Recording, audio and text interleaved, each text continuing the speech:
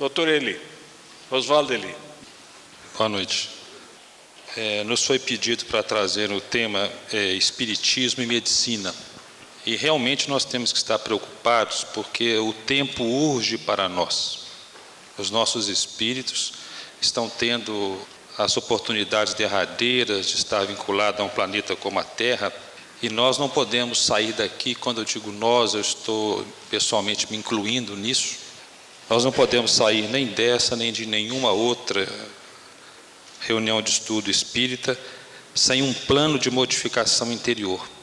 Nós já tivemos o tempo de encher a cabeça de conhecimentos, já tivemos o tempo de nos rebelarmos diante da verdade, e agora nós temos que tentar, cada um de nós, ouvir o que o outro fala, fazer as suas contas, chegar às suas conclusões e mudar as nossas vidas.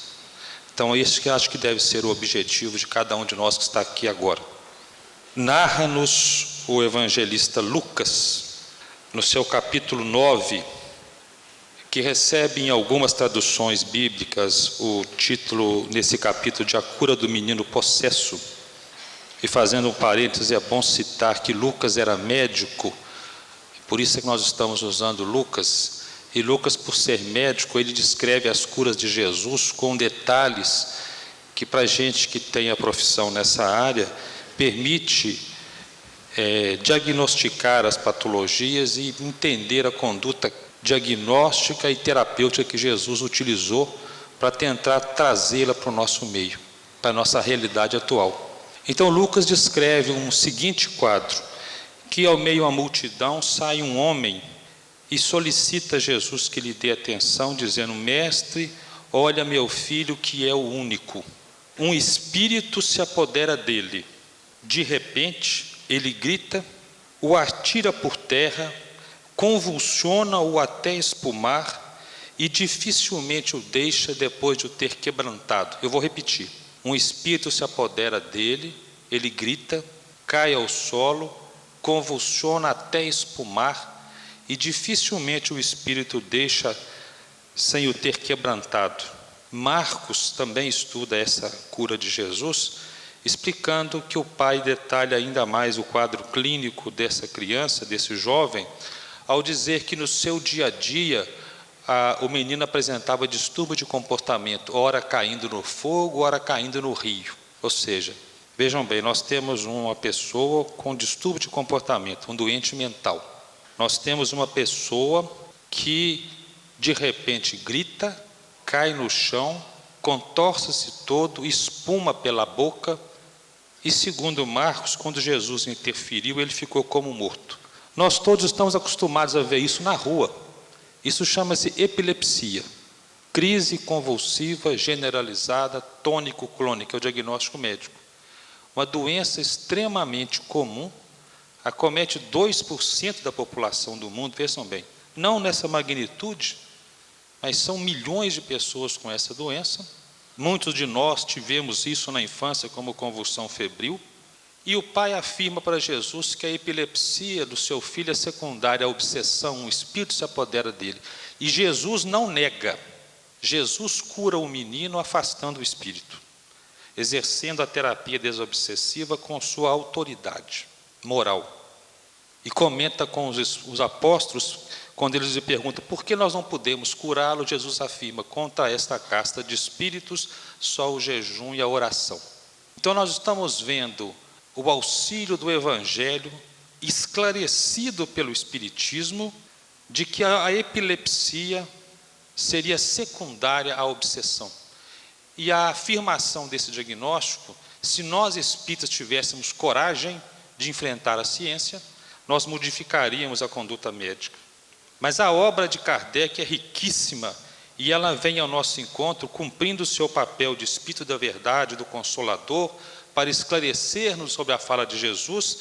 E na sua pergunta 474, os espíritos respondem a Kardec o seguinte: muitos epiléticos e loucos que são tomados que merecem mais tratamento médico do que exorcismo, são tomados por possessos. Ou seja, Kardec afirma que nem toda a epilepsia, nem toda loucura é secundária à obsessão.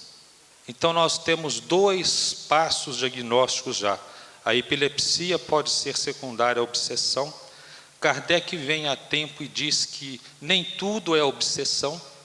E Chico nos traz, através das informações de Bezerra de Menezes e de André Luiz, esclarecendo que todo paciente epilético, ele foi ou é obsediado. E que nós poderíamos afirmar que a obsessão existe atualmente se após a crise convulsiva ele não dormir, mas após a crise convulsiva ele tiver aquilo que a medicina chama de automatismo, ou seja, há a crise convulsiva e após a crise o paciente se levanta, ou o paciente conversa, ele tem automatismo da palavra, do pensamento, da ação. Isso é comum na prática clínica. Então hoje, com o conhecimento médico espírita, nós já podemos, primeiro, afirmar que certo epilético é obsediado. E segundo, afirmar que todo paciente epilético deve se submeter à terapia desobsessiva. Aquela parte que Kardec indica como sendo uma higiene mental. Água fluidificada, passe, culto no lar, reunião de estudo. Não reunião mediúnica, reunião de estudo. Então vejam bem a extensão, a importância da informação espírita evangélica para a medicina. Então nós precisamos de vestir a camisa, ou seja, é muito fácil falar, o cientista é ateu, ele não vê Deus. Não é, o que acontece não é isso. É que o cientista pegou a sua responsabilidade e está tocando o seu trabalho para frente. E compete a nós, espíritas, fazer a nossa parte, estudar e encontrar nas entrelinhas das informações de Kardec e nas obras subsidiárias as outras informações e apresentá-las à ciência para que juntos nós possamos transformar ciência e religião em sabedoria, que é o que nós todos buscamos. É assim, com essa introdução, que eu gostaria de provar, não com o Espiritismo, mas com Jesus, a importância de se estudar para aplicá-la na prática médica, é que nós gostaríamos de desenvolver uma linha de raciocínio que fosse útil a todos nós do ponto de vista médico espírita. Então a gente vai tentar abordar inicialmente uma visão geral do que seria saúde e doença.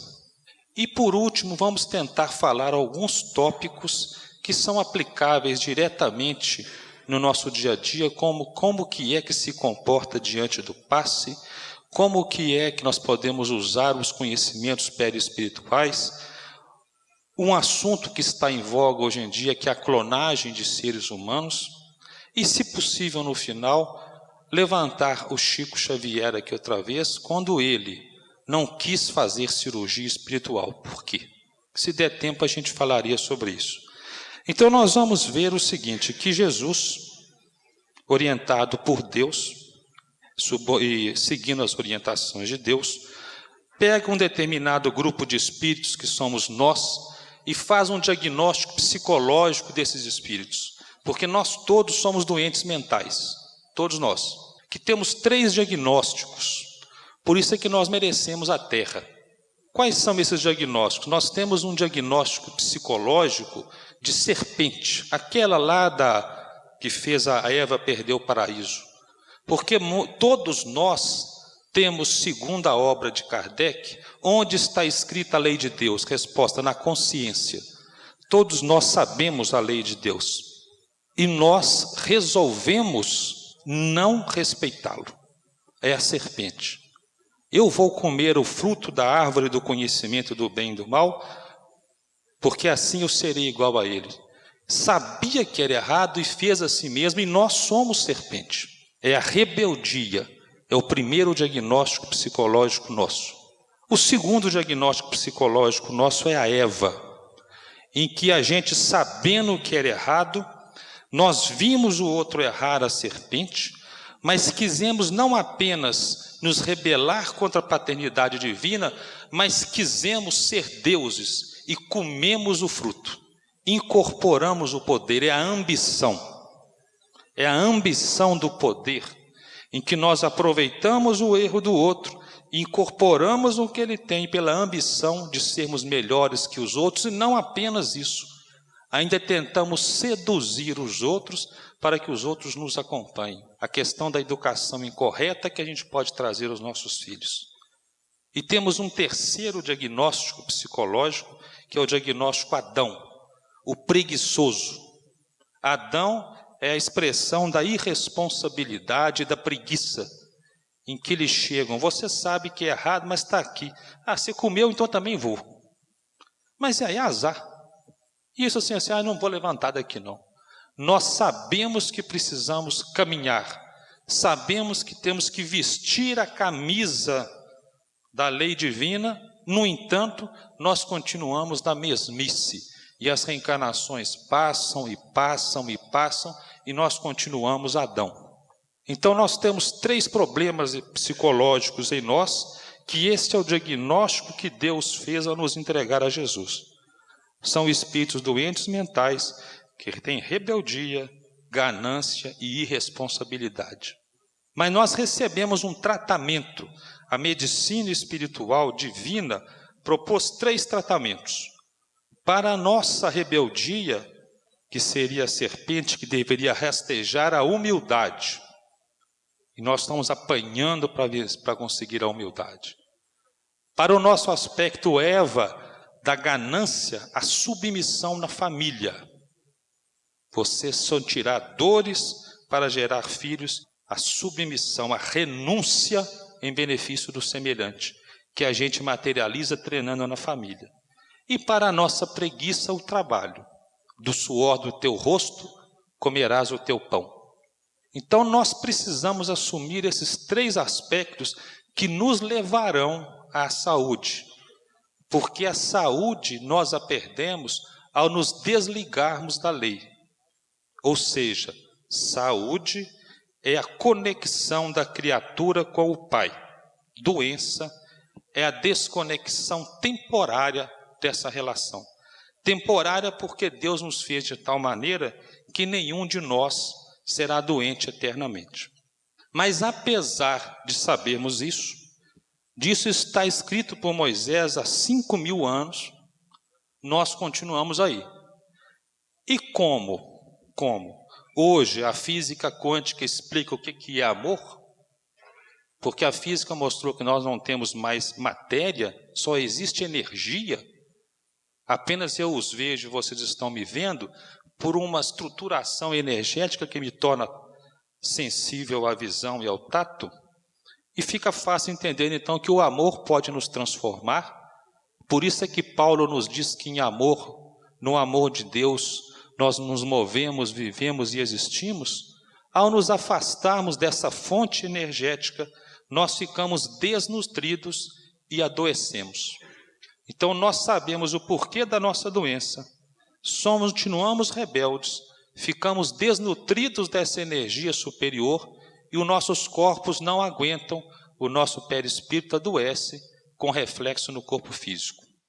Então nós estamos diante de uma realidade hoje fácil de entender, a física quântica nos ajuda a entender, que só nos falta fazer isso, dar o passo.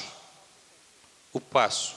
Quando Jesus fala sobre a porta estreita, é porque a porta não é estreita, é que nós estamos cheios de sacola para passar pela porta.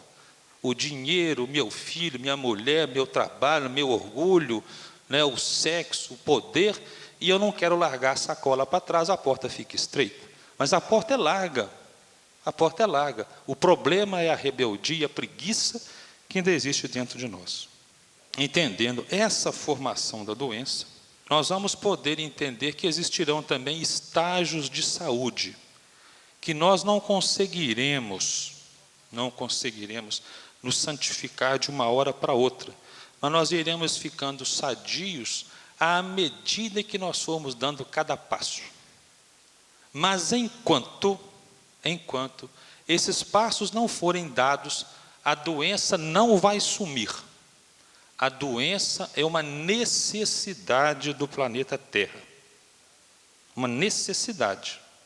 Essa colocação fica claro quando Emmanuel, em Vinha de Luz, através do Chico, diz o seguinte: nós tanto pedimos a Deus que nos cure, Tanto oramos a Jesus que cure as nossas doenças, tanto pedimos essa cura, que Deus, obedecendo ao livre-arbítrio de cada um, resolve nos permitir essa provação. Saúde física é uma provação para nós. Essa colocação, ela não é uma colocação tétrica para nos entristecer, não. É uma colocação que faça com que a gente entenda a diferença de dor e sofrimento. Dor e sofrimento. Quando Francisco de Assis esteve aqui e ele morreu doente, tuberculoso, ele tinha dor, mas ele não tinha sofrimento. E ele, ao morrer, o corpo físico, ele não era mais doente em perispírito. Ele estava curado. Então, se nós entendemos essa necessidade do corpo adoecer, mas o porquê do corpo estar doente, a questão revolta, falta de resignação, impaciência, intolerância, desaparecem.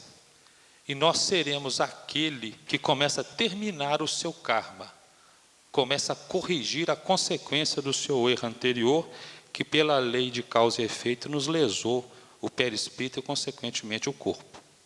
Então, diante dessa colocação, nós podemos, então, imaginar como que nós, espíritas, nos posicionaríamos diante do paciente, diante da nossa doença.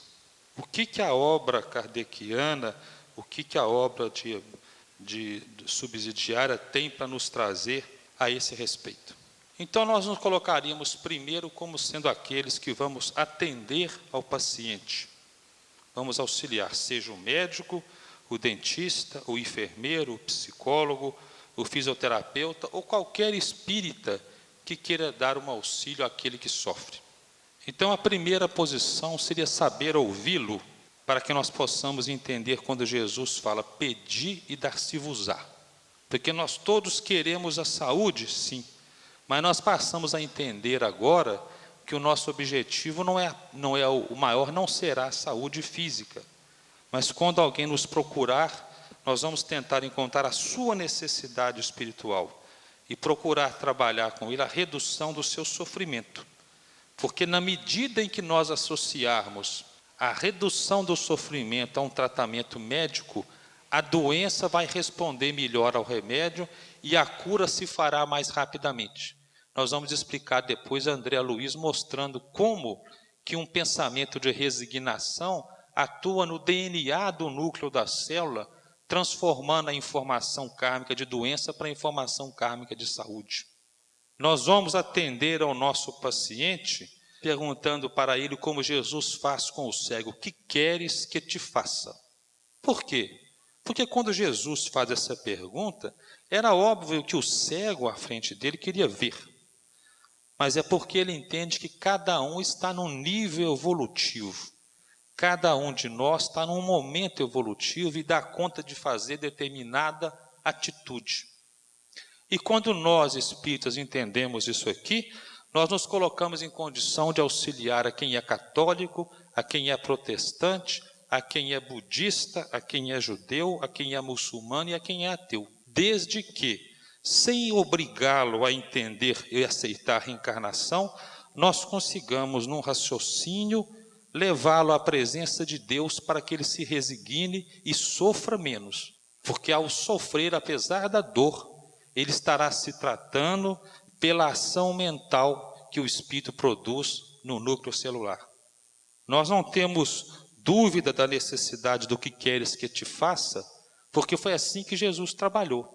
Quando Jesus nos ensina a orar o Pai Nosso que estás nos céus, se nós procurarmos analisar cada uma daquelas frases, nós vamos ver que quem é cristão, quem é budista, quem é muçulmano, quem é ateu, seja lá que religião for, pode rezar o Pai Nosso. Porque o Pai Nosso não é uma reza que só fala do cristianismo. Jesus, na sua perfeição de professor e mestre e Senhor, abrangia todos na sua busca de direcioná-lo para Deus, e esse deve ser o nosso papel.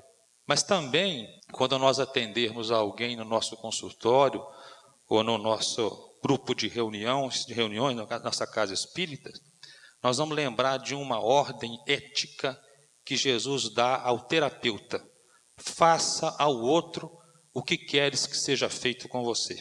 Isso é fundamental, porque no momento em que nós queremos utilizar um recurso médico espírita, nós não podemos fazer um teatro. Não podemos fazer um teatro. Nós temos que usar o recurso em plenitude. E para usar o recurso em plenitude, nós temos que conhecer o recurso, ter determinação para usá-lo e conseguir colocar o paciente aceitando o recurso e colaborando com ele.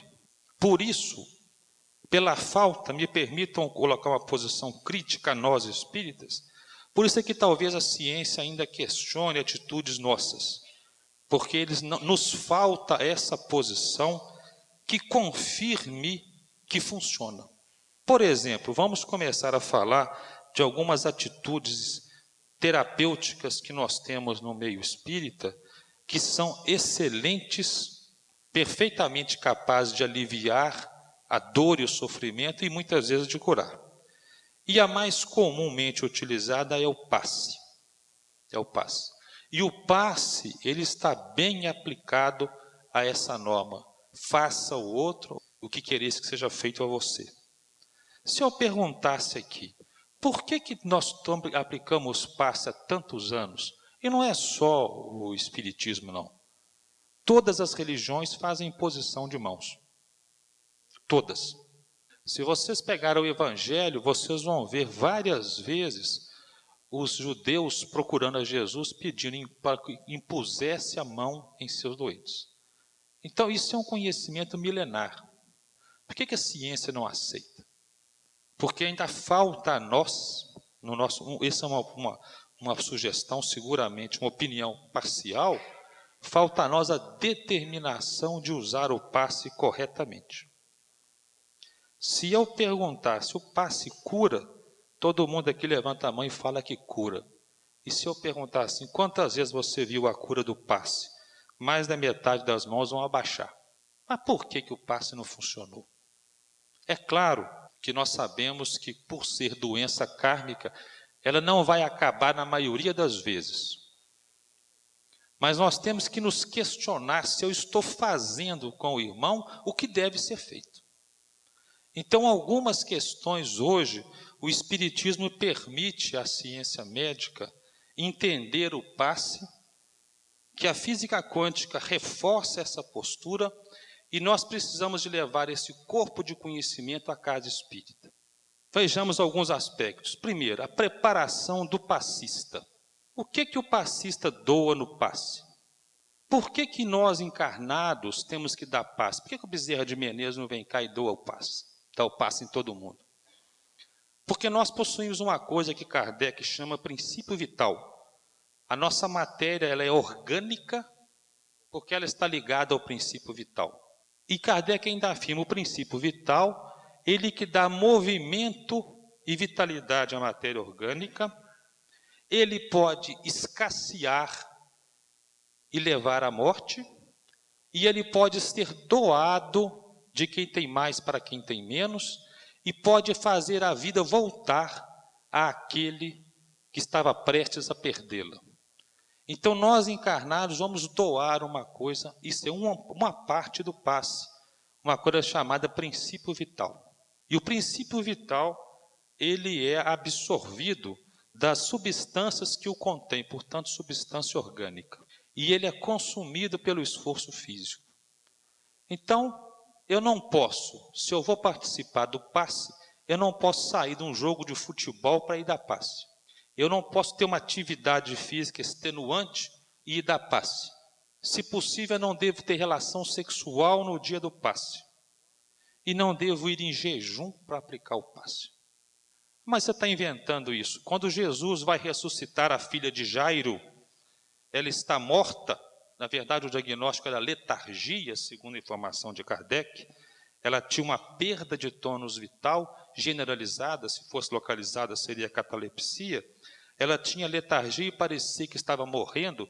E Jesus, ao entrar na casa de Jairo, ele leva consigo Pedro, Tiago, João, o pai e a mãe. ele coloca a menina de pé e Lucas escreve que Jesus orienta ao pai dele de comer. Por que Lucas ia ser inspirado a escrever dele arroz e feijão ou dele de comer? Porque a escassez da menina na época era de princípio vital, e o alimento é que tem princípio vital. Então, nós não podemos esquecer, nós vamos doar uma substância e temos que ter para doar. E se eu estiver, por exemplo, doente, não existe boa vontade que possa fazer com que eu tenha capacidade de doar, e eu não posso dar paz. Se eu estiver doente, eu vou tirar o princípio vital, talvez, do outro, se ele estiver menos doente do que eu. Ao mesmo tempo, quando Jesus vai entrar na casa de Jairo e chama Pedro, Tiago, João, o pai e a mãe, ele forma uma cabine de passe. Ou seja, o local do passe não é qualquer lugar. O local do passe, de preferência, é na casa espírita. Porque é na casa espírita que haverá um planejamento vibratório, local, para que o paciente seja beneficiado. Porque fora da casa espírita, a concentração é mais difícil, o ambiente não é o adequado, faltarão aparelhos, e se a pessoa pode vir à casa espírita, por que ela não vem? Um dos fatores de resultado do passe é a adesão ao tratamento. Se alguém sai da sua casa, troca de roupa sentindo mal, toma banho, troca de roupa, pega um ônibus ou táxi, vai ao meu consultório e paga a consulta, e eu não sou nenhum Jesus, por que não vão fazer isso para Jesus? Então, a ida à casa espírita otimiza o resultado do passe. E para se dar o passe, nós vamos movimentar energias. Energias. A física quântica hoje comprova isso, não é um milagre. E a energia, ela é inerte em si, mas ela tem que ser direcionada e atraída para que o resultado funcione. Tanto as energias que são do corpo, do princípio vital para o corpo físico, como as energias perispirituais para o perispírito. Elas têm que ser direcionadas por quem doa e têm que ser atraídas por quem recebe. Quando Jesus vai à casa de Jairo, no trajeto ele está espremido pela multidão, uma mulher furtivamente o toca. Essa mulher tinha 12 anos de hemorragia e ela se cura. E Jesus para e pergunta: quem me tocou? Porque uma virtude saiu de mim. Jesus mostra que ela se cura porque ela quis a cura. Ela atraiu de si, para si as energias. Portanto, a aplicação do passe, se possível, deve passar por um momento em que nós esclareçamos ao paciente o papel dele na hora de receber o passe. Você não veio aqui para receber milagre nenhum. Você veio aqui para incorporar uma energia mais saudável que a que atualmente você tem e para receber uma energia que lhe falta.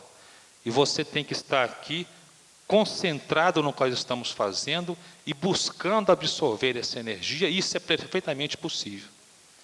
Isso é tão verdade que André Luiz afirma em Evolução em Dois Mundos, através do Chico, que o passe não tem contraindicação, não tem efeito colateral, pode ser usado em qualquer doença, mas ele tem menor efeito no paciente em coma. Por quê? Porque o paciente comatoso neurológico, porque o neurológico, o espírito também está sedado, o coma metabólico não, porque o paciente em coma não pode participar do passe absorvendo a energia. Então, com uma postura dessa, já se posicionaria assim: nós vamos aplicar passe, mas vamos explicar primeiro o que é o passe. Nós vamos ver Jesus, ao aplicar o passe no cego, nos vários cegos que ele curou, colocando a mão nos olhos. Nós vamos ver Jesus curando o surdo e colocando a mão no ouvido, curando o mudo e colocando a mão na língua. Ou seja, Jesus atua sobre a área doente, nos sugerindo que nós devemos estudar o passe com uma técnica que inclua a imposição de mãos na área doente. Por isso é que todo livro que trata de passe, no seu início tem lá a anatomia humana básica. Ele mostra onde que é o fígado, onde que é o rim, onde que é o pé, onde é que é o nariz, onde é que é a cabeça. E nos pacientes que fossem submeter a um tratamento de passe prolongado, vários passes, porque a sua doença é uma doença mais importante, seria ideal que o passista soubesse o diagnóstico. Seria o ideal. Não para que ele faça receituário, para que ele faça orientações específicas, mas para que ele se permita, em determinado instante, parar as mãos na região doente. Agora, o passista é aquele que vai irradiar a energia.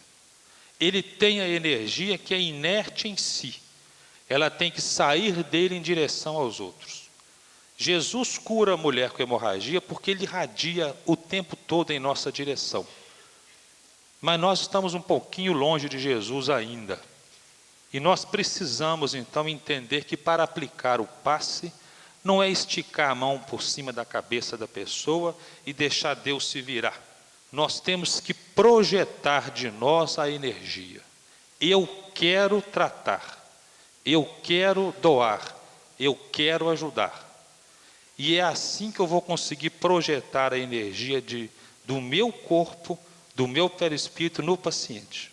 Por isso é que nós poderíamos pensar em algumas posturas diferentes das atuais. Primeiro, na hora do passe não é hora de rezar. Eu não estou ficando doido, não. Se vocês lerem o Obreiros da Vida Eterna, a Zenóbia, que dirigia a casa transitória de Fabiano, quando a casa é atacada, o André Luiz e uma outra irmã nossa que estava lá, vira para a Zenóbia, vamos rezar. Ela fala, não senhor, rezar eu rezei de manhã e agora eu vou trabalhar. Porque se eu for rezar, eu não vou pensar no paciente, eu não vou projetar energia nele. Se eu for dar passe, eu não posso ter informação mediúnica. Esse negócio é o final do passe. Eu estou dando uma sugestão. Eu falar, eu vi fulano, eu vi ciclano, seu pai estava aqui, sua mãe estava ali. Se eu vi, eu não dei passe. Eu não posso ficar com um olho na pessoa e um olho no mundo espiritual. O passe não é hora de informação mediúnica. O passe é hora de mediunidade de cura. E eu devo estar inteiramente voltado ao paciente. Quem é médium ostensivo aqui, ou tem fenômeno anímico do tipo vidência e clareaudiência, sabe como que a gente fica na hora do transe, em que você fica ansioso, preocupado com a comunicação, e muitas vezes você nem sabe se tem mais gente em volta. Se eu estiver assim na hora do passe, como é que eu vou dar passe?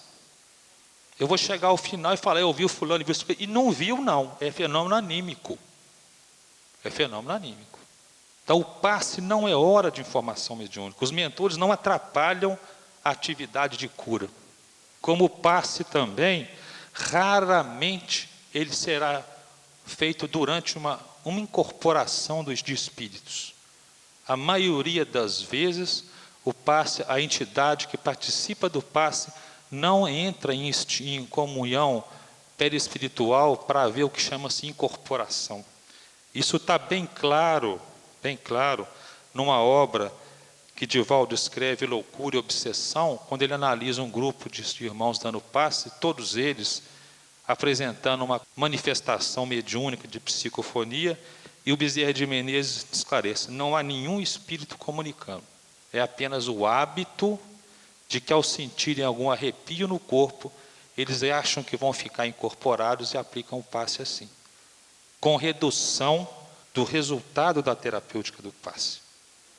Eu penso que se isso que nós estamos falando for correto, a gente consegue melhorar o resultado e podemos com isso fazer uma programação científica de acompanhar os nossos pacientes e poder mostrar à ciência, a rotina é essa, o resultado é esse. Mas a ciência vai acreditar, pois já existem hospitais americanos e europeus usando uma técnica chamada toque terapêutico, em que as enfermeiras treinam a imposição de mãos. E nós espíritas estamos perdendo tempo em não divulgar com mais abertura à ciência o que nós fazemos. A ciência está conseguindo nos ajudar. Quem entrar na internet, na parte médica, clica lá, toque terapêutico, vai aparecer uma lista de hospitais já utilizando esse recurso. De maneira acadêmica, selecionando quem recebe, quem precisa, quem não precisa. E nós devemos aplicar isso no nosso meio também, que tem muita gente que precisa de passe e não toma, e muitos que não precisam estão tomando. E lá a ciência médica já está conseguindo selecionar isso.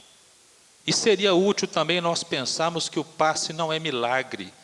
O passe é um tratamento concomitante e não alternativo. Nós não estamos autorizados a tirar remédio de ninguém, mas usar o passe junto com o tratamento médico. Mas ele é um tratamento, ou seja, ele tem que ser repetido. Se eu tenho uma doença qualquer, que é maior do que uma gripe, um resfriado, uma coisa banal, a doença é mais séria, não basta um passe.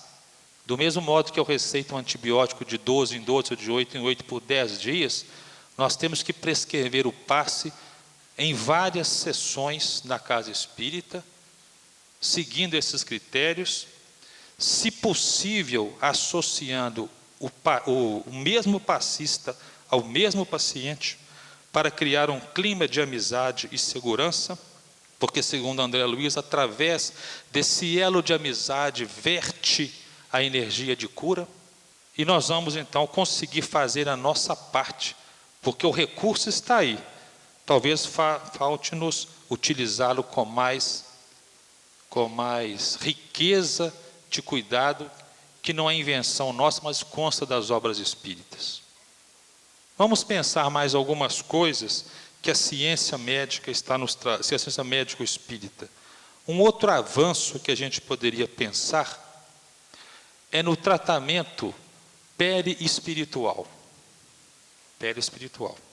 Nós sabemos que a grande maioria das nossas doenças estão no perispírito, com reflexo no corpo físico.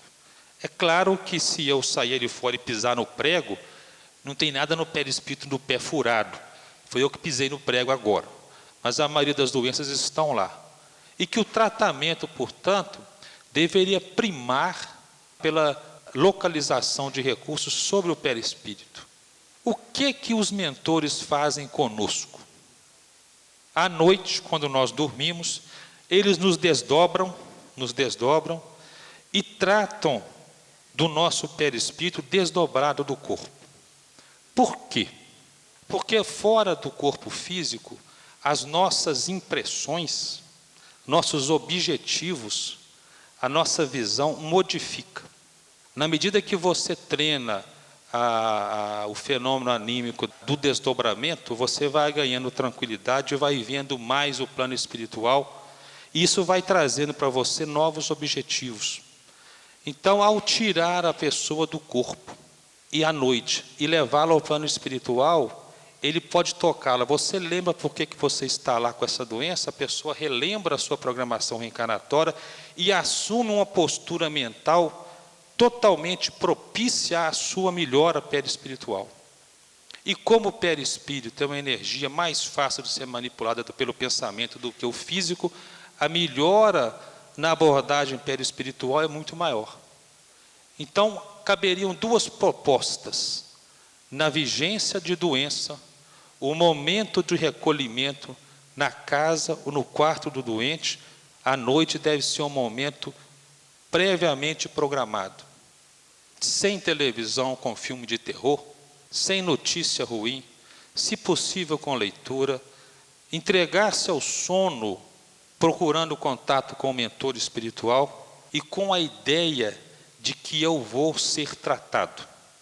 Isso lhe propicia sair do corpo em busca de um alvo diferente e você fica do lado de lá, vamos chamar assim, sem preocupação com dinheiro, com casa, com conta para pagar, com filho na escola, com o namorado da filha, não se esquece disso e concentra-se em seu tratamento.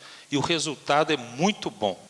Na obra Ação e Reação, que trata das doenças, existe uma frase de Silas ao tratar uma mulher agônica, em que ele, durante o dia ela estava para morrer, ele a retira do corpo, leva o espírito à floresta e consegue beneficiar-lhe com energias perispirituais e da natureza, e ele afirma para André Luiz: a melhora do corpo perispiritual será rapidamente absorvida pelo corpo físico. E pode surgir uma hipótese de que no momento em que nós tivermos segurança mediúnica para isso, e nós pudermos adequar os nossos pacientes a se submeterem a um relaxamento para isso, que nós possamos, nas casas espíritas, ter reuniões em que a gente desdobre o paciente para que ele seja atendido pelos mentores ou talvez por encarnados, treinados, desdobrados para isso, porque nós também fazemos isso à noite. Quem participa de reunião mediúnica é tirado do corpo à noite e é levado em vários setores da espiritualidade para participar de outras reuniões mediúnicas, de reuniões de estudos e para doação energética. O recurso está aí, até simples de se fazer. Basta que a gente queira estudá-los e saber, será que isso é possível? Como que a gente faria?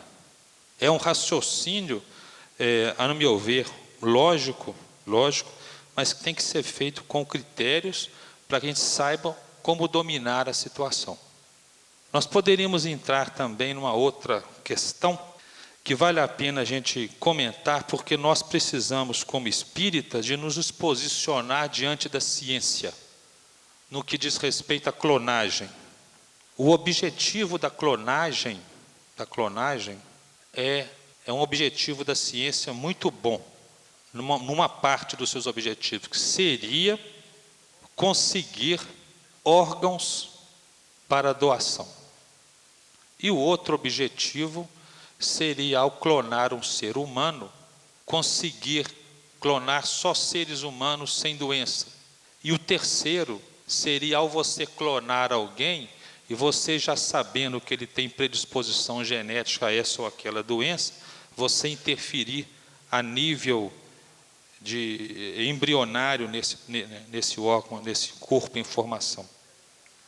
Mas a ciência está precisando de nós. Está precisando de nós. Porque se a clonagem for possível, e a impressão que a gente tem é que a clonagem humana não é possível, pelo menos por enquanto, ela vai surpreender a ciência, porque a clonagem vai provar a existência do espírito. Porque eu vou clonar o João e vou obter o Zé, possivelmente fisicamente diferente e seguramente psicologicamente diferente. O risco que nós estamos vendo é que as experiências atuais, elas não têm coragem ainda de tocar o experimento para frente. A lei não permite, e muito bem não permitir. Mas isso está significando que muitos embriões estão sendo desprezados, estão sendo destruídos. E a gente ainda não tem informação se existe espírito ali. Nós não temos informação segura se o espírito pode se ligar ao ovo no tubo de ensaio, ou se ele só pode se ligar no óvulo, porque a impressão que nós temos, segundo André Luiz, é que o espírito se liga à mãe, ao perispírito da mãe. Aí, ligado ao perispírito da mãe, ele se liga a um dos óvulos da mãe, e posteriormente ele imanta esse óvulo com a sua energia, e vem 300 a 400 milhões de possibilidades de corpo, que são os espermatozoides, e vai penetrar no óvulo aquele espermatozoide que tem a vibração semelhante à do espírito que vai reencarnar, que está ligado ao óvulo.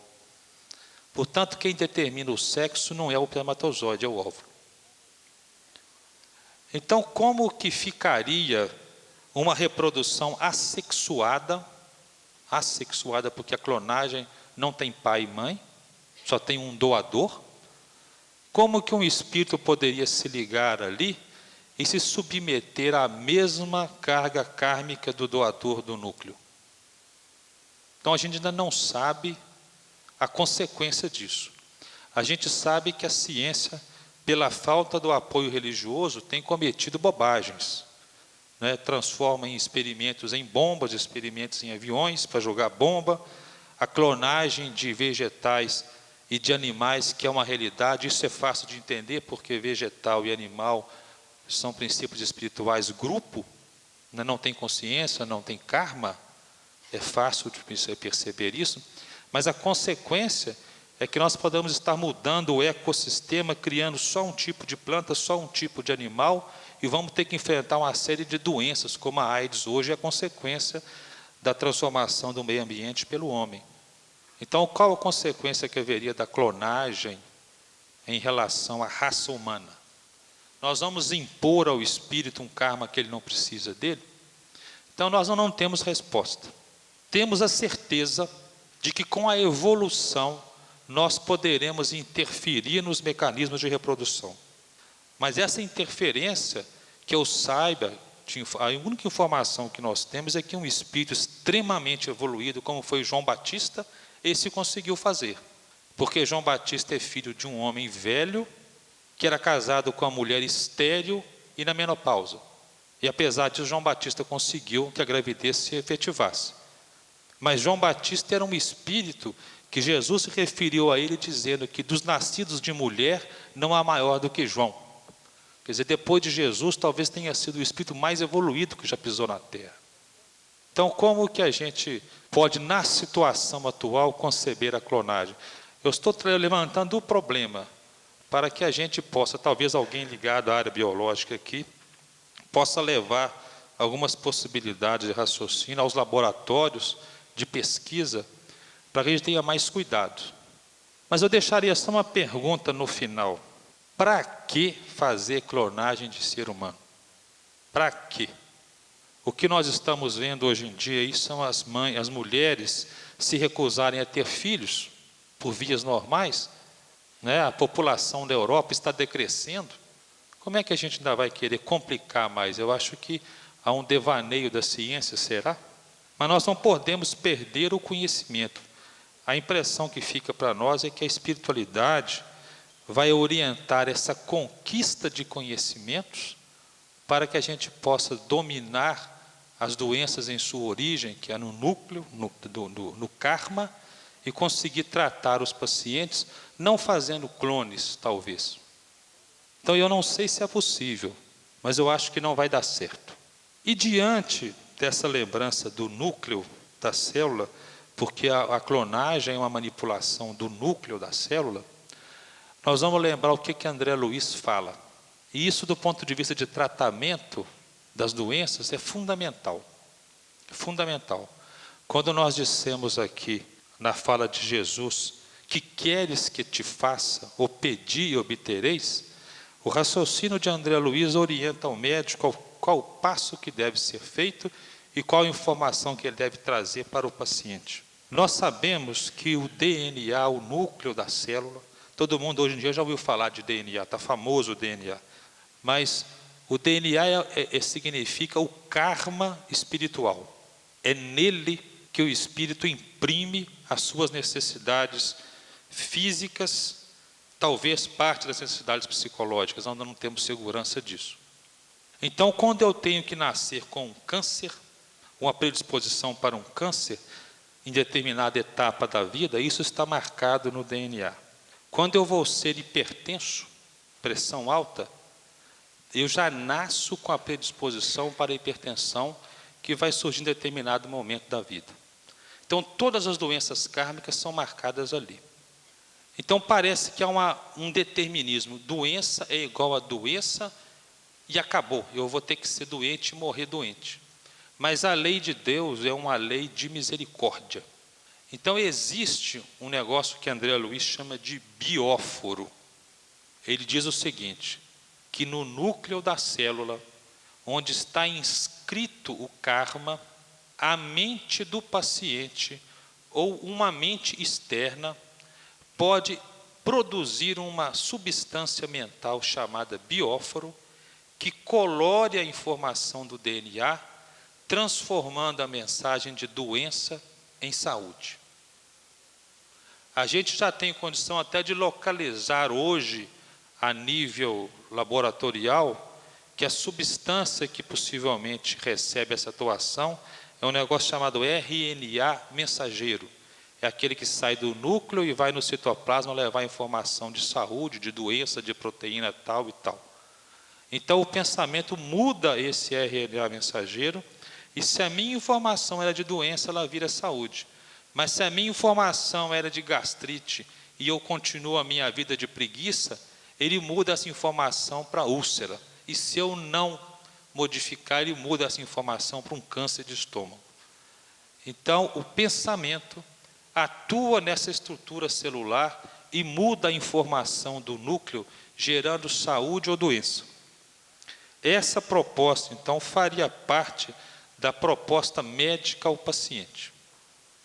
Mas não é eu pensar só de vez em quando, não. Essa postura tem que ser uma proposta de mudança de vida. Mudança de vida. Por isso é que as doenças não curam, elas continuam no DNA. A saúde apareceu porque eu estou pensando bem. Mas se acontece como quase sempre acontece conosco, a hora que a coisa fica boa de novo, eu largo para lá, aí o núcleo aparece de novo e a doença volta. Porque a doença do núcleo só vai acabar quando eu morrer o corpo físico e gerar uma nova célula depois. Então ela fica lá me vigiando para que eu não mude o meu pensamento. E o passe magnético é uma forma de produção de bióforo externo, em que eu vou com a minha mente, se possível sabendo o diagnóstico do paciente, projetar uma ordem de saúde àquela região e querer que aquela região funcione bem. E é importante se pensar isso, porque às vezes o estado de sofrimento da pessoa é tão grande que não adianta você chegar lá, vamos pensar em Deus. Ele está gritando de dor. Então compete a nós, por isso é que a colocação, faça aos outros o que querem que te façam, fica bem clara na hora do passe. Eu vou ali, eu vou conseguir uma saúde momentânea com a minha ordem mental no núcleo, permitir um alívio ao paciente, para que ele aliviado, associado à minha exortação evangélica, porque o passe tem que ser completado com isso, ele assume uma postura moral diferente da anterior e ele mantém a sua célula funcionando como saúde. Dessa confusão toda, o resultado é que o passista e o paciente começam a se santificar. E faltariam ali 7 ou 8 minutos para a gente encerrar, e eu gostaria de tocar só uma coisa que é polêmica, mas que nós temos que começar a ter coragem de estudar.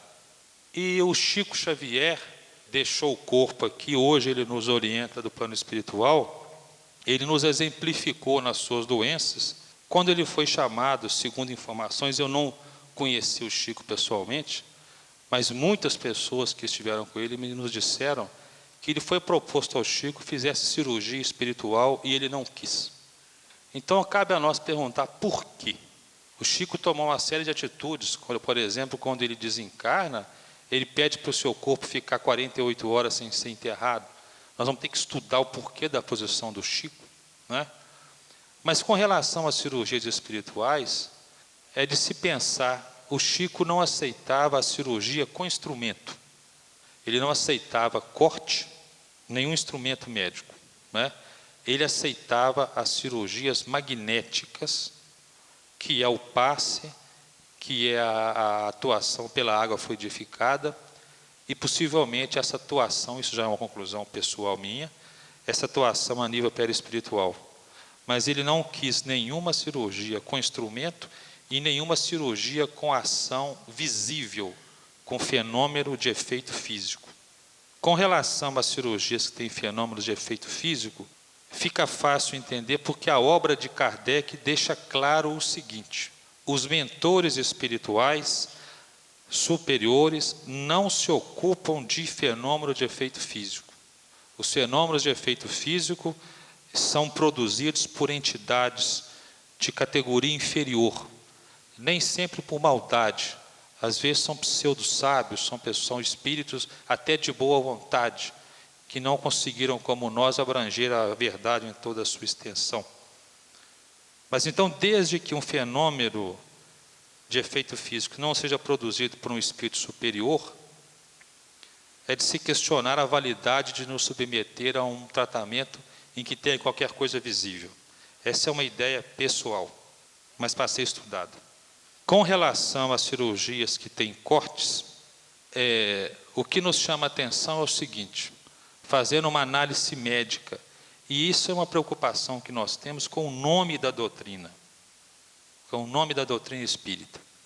A gente vê o seguinte: existiu a intervenção no físico? Sim, existiu. Foi feito uma analgesia? Parece que sim, a pessoa não sentiu dor. Então isso é um ponto interessante para a ciência estudar. Quem sabe um dia eu vou poder operar meus pacientes de coração lá sem anestesia geral. Isso vai ser um grande avanço para a medicina. Houve hemorragia? Não. Isso também é informação importante para a ciência. De alguma forma, o sangramento é estancado. Houve infecção? Não sei. Porque nenhum dos pacientes é acompanhado do ponto de vista técnico, médico, para saber se infectou ou não. Quarto, a maioria das cirurgias que se vê com resultado chamado bom são cirurgias banais. Retirada de lipoma, retirada de abscesso, retirada de fibroma, coisas superficiais que poderiam ser feitas num consultório médico sem precisar de hospital. Às vezes a pessoa se desloca de um estado para o outro para tirar um lipoma. Quinto, não há diagnóstico prévio, porque as pessoas chegam ao meu consultório e falam: eu vim cá tratar porque eu estou vomitando, o meu fígado está muito ruim. E fígado não tem nada a ver com vômito, o negócio dele é gastrite. E ele chega lá e fala: eu vim cá para operar o fígado, e opera o fígado, e o problema dele não é o fígado. Nós temos casos de pacientes com doenças graves que foram lá e foram operados de doenças banais, e a doença grave não foi mexida. Nós temos vários pacientes que pioraram após a intervenção cirúrgica. Outra coisa que nos chama a atenção é que todos aqueles que relataram melhora, não foi estipulado se houve sugestão, primeiro.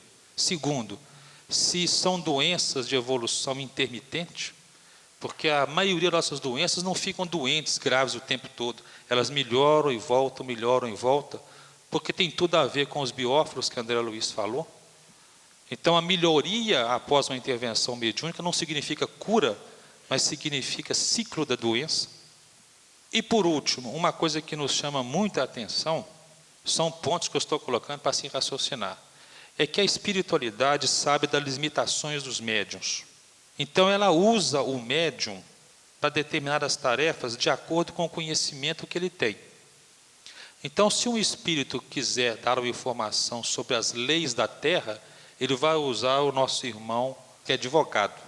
Se ele quiser uma informação de avanço da física quântica, ele vai usar o nosso irmão Pedro Valente, engenheiro entendido no assunto. Não vai me usar porque eu não entendo nada de física quântica. E se for de leis, muito menos.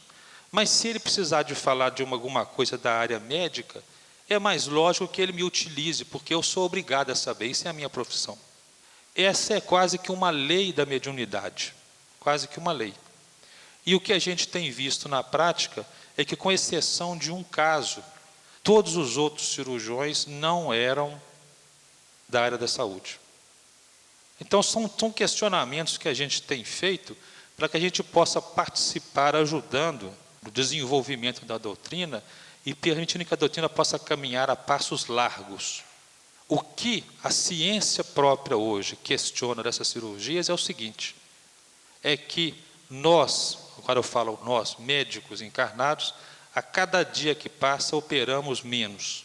Estamos fazendo intervenções por catéter, intervenções por vídeo, cortando cada vez menos.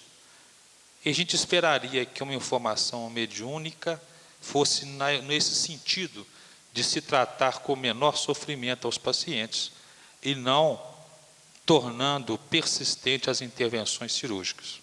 Então, essas são questões que nós estamos colocando, que eu me senti motivado a trazer isso aqui, porque o Chico nos deu esse exemplo.